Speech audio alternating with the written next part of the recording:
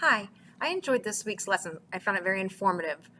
I would say that I was familiar with copyright laws and the Fair Use Act. However, when it came to making lessons, creating lessons, making copies, I would say I was not as vigilant as I should be.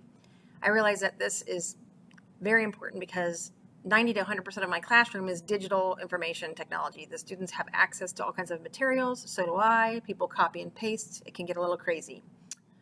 As a teacher, I realized I'm not exempt from the copyright laws. And I admit I have to make this a more important fact when making my next lessons. I know now after this week's chapters and presentation and researching the Copyright Act law of 1976 as well as the Fair Use Act, I need to make changes in my current lesson plans and how I present things to my class and my students. As a teacher, we learn and we go to a code of ethics training at the beginning of the school year. We learn that there's an exception for the use of education copyrighted materials. The danger with this is, I think, like myself and much teachers, we don't realize what the limited use of these materials means.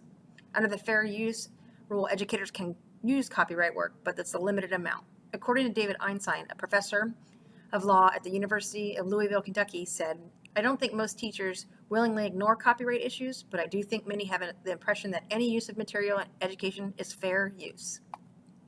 Within my organization, high school, I feel accountability for addressing such issues lays with a different few people. First, there has to be a district-wide policy for everyone, administrators, teachers, staff. Then there has to be a code of ethics training at the beginning of the school year that not only do you just briefly go over, you have to understand it before signing off of it. And maybe the IT specialist at the school can also help with monitoring computer use school-wide to help teachers track what the students are using.